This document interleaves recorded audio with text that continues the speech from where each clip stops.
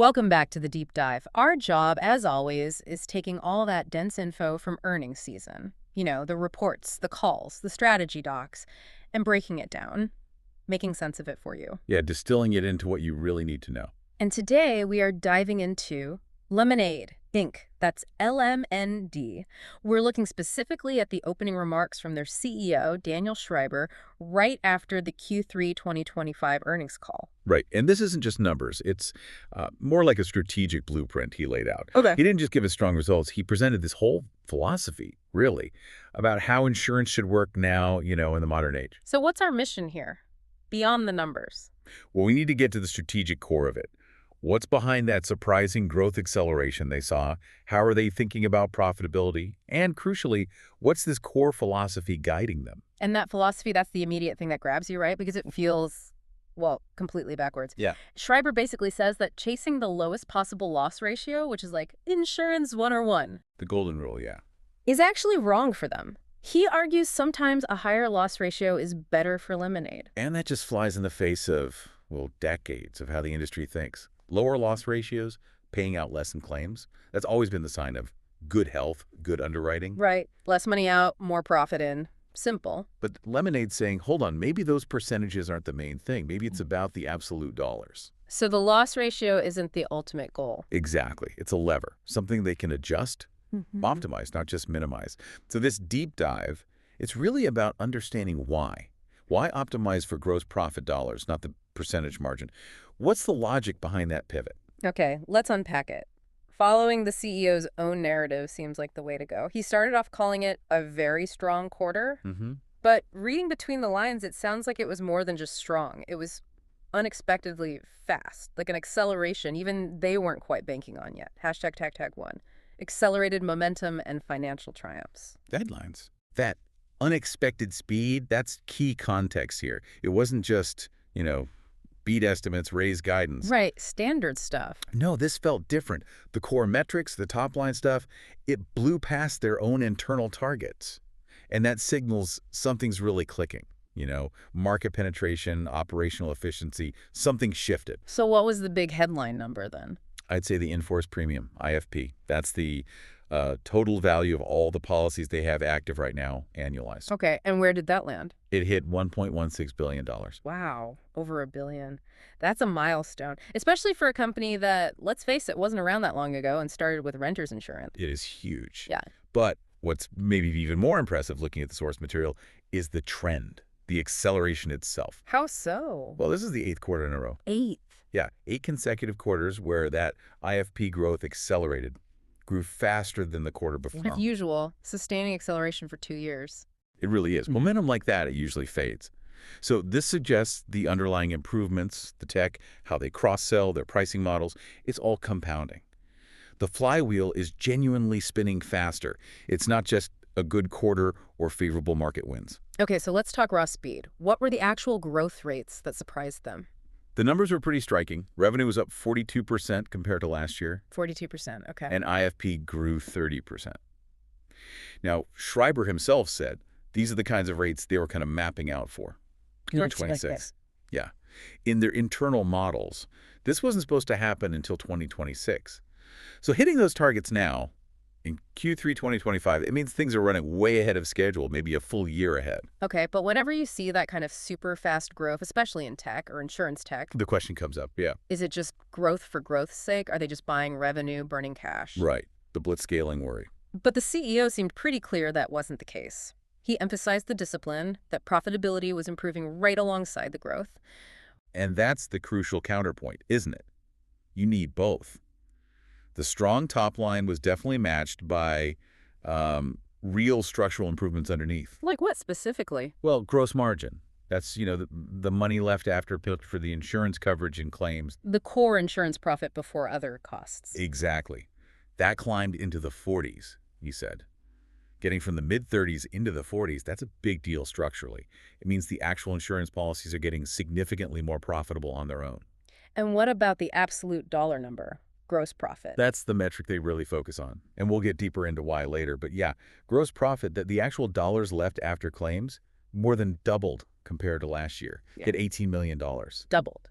Okay. So you see the picture. They're getting customers faster, and those customers are profitable faster on a gross basis. So accelerating growth, 30% IFP jump, but also doubling the gross profit dollars. That sets the stage for the really big anchor point he gave, right? The path to company-wide profitability. Absolutely. That performance, that combination, lets them put a stake in the ground, a specific timeline. He said this trajectory is propelling us steadily and predictably towards EBITDA profitability in Q4 of next year. Q4 2026. Let's just remind ourselves, what does EBITDA profitability mean here, and why is nailing down that Q4 26 date so significant? Yeah. So EBITDA is earnings before interest, taxes, depreciation, and amortization. Basically, it means the core business operations are generating cash before you account for stuff like debt costs or big past investments. So the day-to-day is paying for itself. Pretty much. For a company like LMND, high growth, tech-focused, hitting that milestone is a signal of maturity. Sustainability tells the market, okay, the basic model works, it generates cash. And the date, Q4 2026. Fixing that date isn't just wishful thinking. It's a projection based on, as we said, 8 quarters of acceleration and improvement. It gives investors something concrete to track them against. Shows discipline. So, summing up the headlines. Fast, accelerating growth, ahead of schedule, matched by better margins, doubled gross profit, and a clear line of sight to being operationally profitable by the end of next year. Powerful start. Very powerful setup. Okay, so the overall picture is strong. Yeah. But the CEO spent quite a bit of time focusing on one area in particular, car insurance. He did, and for good reason. Yeah. The car segment, it's become this perfect little case study for their whole AI-first model, especially when you look at the unit economics, how much it costs to get a customer versus how much they make. Right. He mentioned the car segment grew 40%, which in auto insurance, that's a really competitive space. Growing 40% is fast. Very fast. But, like you said before, that how they grew that 40% is actually more interesting than the number itself. Okay. Because the story isn't just the growth rate. It's how they got those customers. Yeah. More than half of that 40% growth. More than half. Yeah, a huge chunk. It came from people who were already Lemonade customers. They had renters or homeowners or pet insurance already. The cross-selling effect. Exactly. Which brings us to this term they use, CAC-less acquisition. Right. CAC less. Customer acquisition cost less, meaning free. Pretty much. CAC is customer acquisition cost. For the big traditional insurers, getting a new auto customer costs a fortune. TV ads, online marketing, paying brokers. Hundreds of dollars easily, sometimes more. Sometimes over $1,000 per customer. And it takes years for them to make that money back on the policy. Okay, so the CAC-less model avoids all that. Completely. The customer's already there. They're on the app. They know the brand. They presumably trust them enough to have one policy. Adding that second policy, the car insurance. The extra cost to Lemonade is basically zero. Wow, think about that difference. Competitor spends $800, maybe $1,000. Lemonade spends nothing. It just fundamentally rewrites the economics for that car segment. Yeah. It's like an instant injection of pure profit or efficiency. You didn't have to spend to get the revenue. That's got to be a massive competitive advantage. It just accelerates everything if half your growth costs nothing to acquire. And it gets better. Schreiber also mentioned these cross-sold customers. They're remarkable in other ways. Oh, like what? They tend to have much better loss behaviors, he said, meaning they file fewer or less costly claims.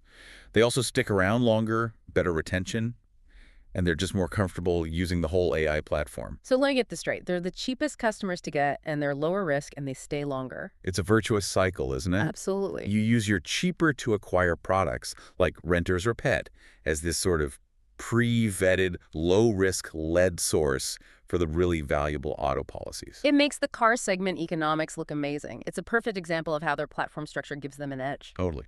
Which leads to the second point he made about car, the loss ratio improvement. Right. That improved too. Down 16% year on year, settling at 76%. He called 76% lovely.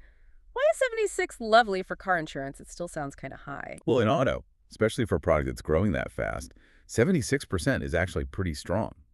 The industry benchmark might be closer to 70% or even a bit under for a mature book of business. Okay. But for a newer scaling product, 76% shows good underwriting discipline. It means for every dollar they take in premium, 76 cents goes out for claims. That leaves 24 cents to cover everything else: marketing, operations, profit. And when you remember that more than half those customers cost nothing to acquire. Exactly. That 24 cents margin on a customer you got for free looks incredibly healthy all of a sudden.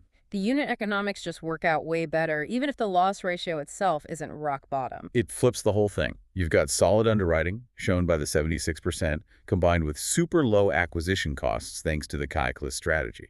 That creates this really profitable wedge in the auto market. Low cost and high-quality customer, decent underwriting. That segment really proves their efficiency claims. Okay, so the car segment shows they can execute efficiently. But now we need to tackle that core strategic paradox.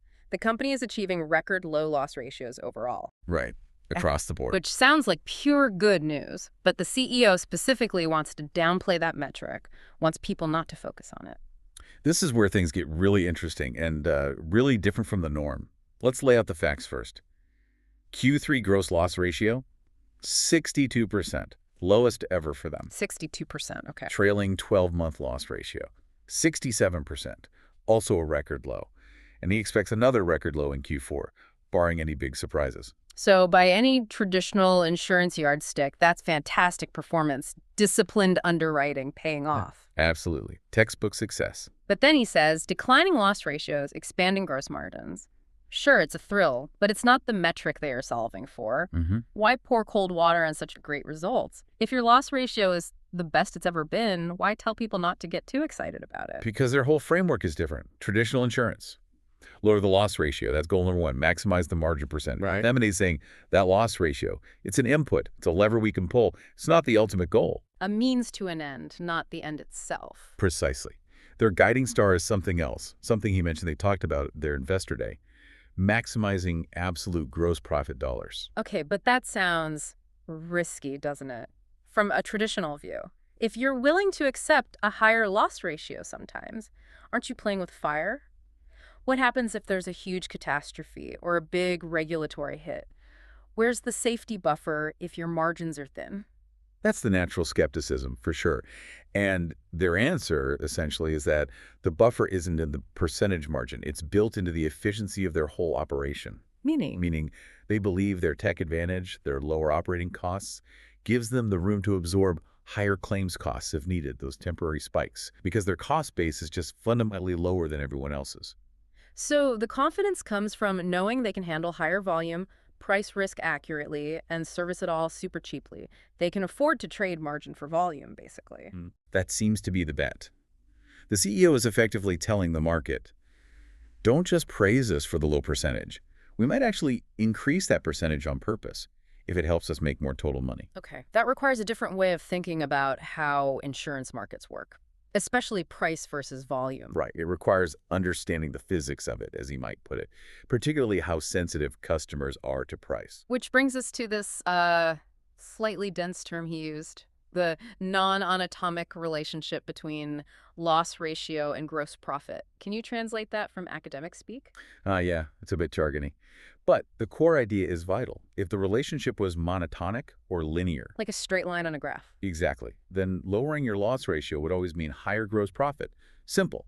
Pay out 5% less in claims, make 5% more profit. Makes sense. But Schreiber argues the insurance market is non-anatomic. It's not a straight line. He says that often, sometimes even dramatically, accepting a higher loss ratio can actually lead to higher absolute gross profit dollars. Okay, walk me through that. Give me an example. Why would you ever deliberately aim for a situation where you know you'll pay out more in claims per dollar of premium? It boils down to price elasticity. How much customer behavior changes based on price. Insurance is incredibly price sensitive. People shop around a lot. Exactly. So imagine insurer A sells a policy for $1,000 a year. They aim for a 65% loss ratio. So they expect to pay out $650 in claims, keeping $350 as gross profit. Margin is 35%. Okay, standard approach, keep margins decent. Right. Now, LMND comes along with policy B. Their AI tells them they can price it slightly lower, say $950, just a 5% discount.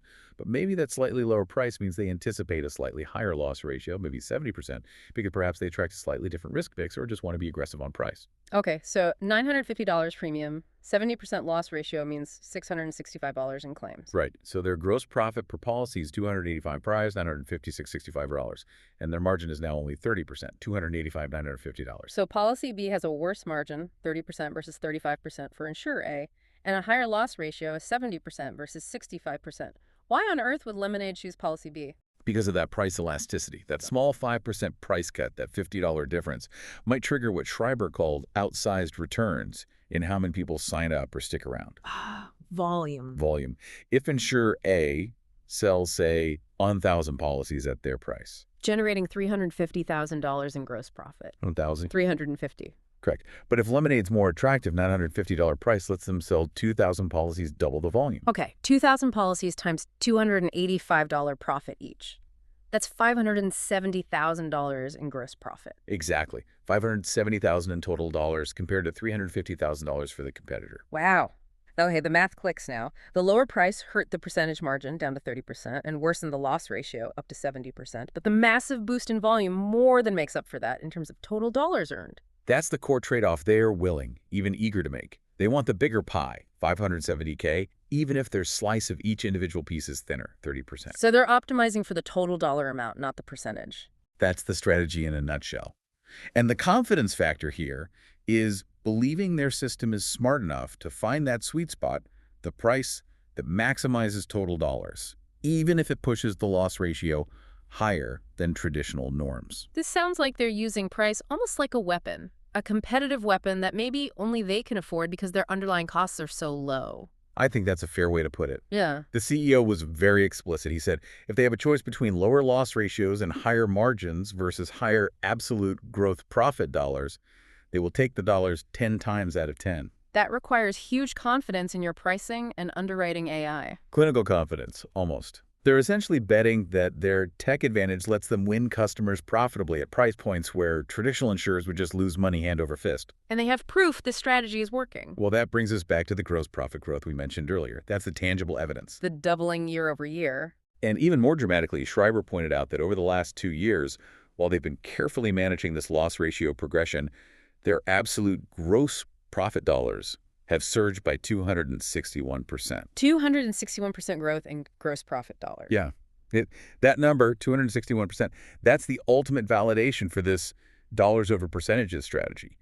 They've successfully traded margin percentage points for a massive increase in the actual cash generated from underwriting. Okay, that really crystallizes why they see the loss ratio as just a lever. It's an input they adjust to maximize the real output they care about, total profit dollar. Precisely. It's a complex optimization. They're juggling price, risk selection through underwriting, and efficiency, like that CAC-less acquisition, all aimed at maximizing that final dollar figure. The loss ratio just becomes, well, a result of that process, not the target itself. Yeah. They're not chained to hitting, say, a 70% loss ratio just because the industry thinks that's good. They'll take whatever loss ratio generates the most overall profit. All right, so the strategy is maximize total profit dollars, even if it means accepting thinner margins or higher loss ratios sometimes. But for that to actually work long term, you need an engine and infrastructure that can handle all that volume without costs exploding too. Exactly. You can't just decide to chase volume if every new customer adds significant cost. Which leads us to the final piece of this puzzle, maybe the most critical one, Yeah. their expense structure, the efficiency that makes this whole philosophy viable. This is what Schreiber called the hallmark of an AI-first company. It's their deepest competitive advantage, their moat. Okay, so connect that 261% gross profit growth back to their costs. What did he say about expenses? This is where the contrast is just stark. Normally, a company growing revenue and policies that fast, you'd expect expenses to shoot up too, right? Absolutely. More customers usually means more staff, more offices, more everything. Costs scale up. Especially for traditional insurers. Their costs, salaries, buildings, old IT systems are largely variable. They grow as the business grows. Okay, so what's different at Lemonade? Schreiber highlighted this incredible divergence. Over the same 2 years that gross profit rocketed up 261%, their underlying core operating expenses only increased by single digits. Single digits, like maybe 5%, 8%, Right. while profit grew 261%. That's the implication. That massive gap between profit growth soaring and costs barely budging. Yeah, You just don't see that in traditional insurance or financial services. that spread, that widening gap, that's the magic ingredient that lets them chase dollars over percentages. It has to be. If your profits are scaling exponentially, but your costs are only growing incrementally, your whole system is built for explosive, profitable scale.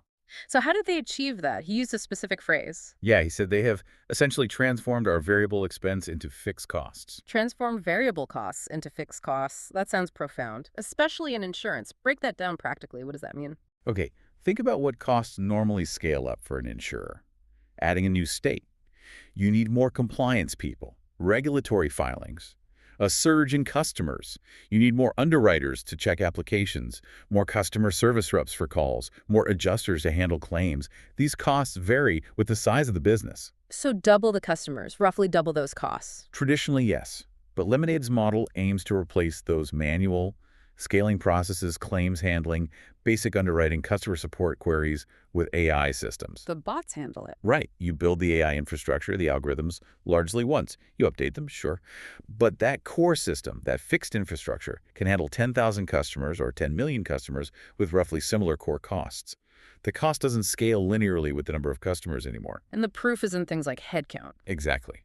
He specifically noted that their employee headcount has remained essentially flat versus 24 months ago. Flat headcount, while IFP and revenue have grown massively. That's the smoking gun, right?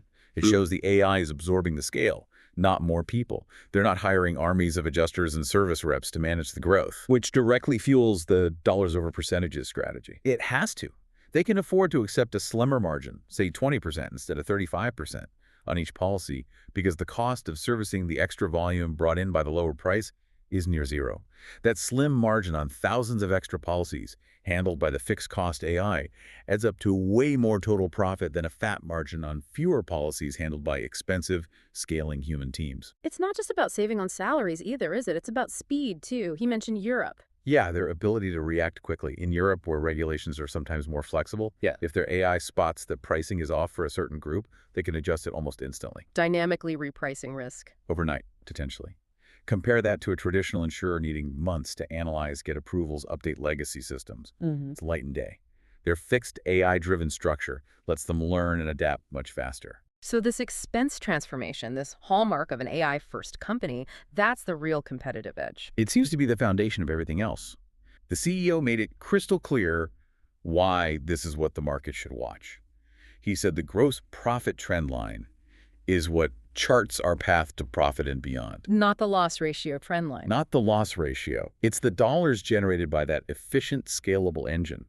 Their future isn't dictated by traditional margin rules, but by how effectively their tech lets them chase those absolute dollars. So if they can run a car business profitably at 76% loss ratio because the acquisition was free, and they can handle huge volumes with tiny cost increases, they basically have the freedom to undercut everyone on price, don't they? That's the ultimate implication, isn't it? They can potentially drive prices down to a level where only another company with a similar fixed-cost AI-driven structure could even survive. Which, given how hard that is to build, makes their moat look pretty deep. It creates this incredible flexibility, this leverage that traditional carriers just don't have. They can prioritize volume and market share in a way others can't afford to. Okay, wrapping this up then. Lemonade isn't just growing fast, it's growing strategically differently, using tech to see things like loss ratios not as fixed goals, but as flexible tools. And the key enabler is turning those usually variable costs into fixed costs through AI. Which allows them to pursue that core philosophy. Optimize for total gross profit dollars, not percentage margins. That's the big shift. It changes everything about how they compete, how they price, how they scale. They're fundamentally betting their structure can outcompete the incumbents, whose costs inevitably rise with growth. Which leaves us with a really interesting final thought for you, the listener, to chew on. Yeah, if Lemonade keeps pulling this off, if gross profit keeps climbing at rates like 261% while expenses barely move, staying in single digits, what does that actually mean long-term for the established insurance giants, the ones who can't easily replicate that variable to fixed cost flip? Right. If technology allows a leader to push prices down to a floor where only ultra-efficient fixed-cost businesses can make money. What happens to the models built on armies of people and legacy systems? The models that have dominated insurance for, well, centuries. Does efficiency just inevitably squeeze them out? It definitely makes you think about where else this dollars over percentages, tech-driven efficiency model might play out. Something to consider. Thanks for joining us for the deep dive.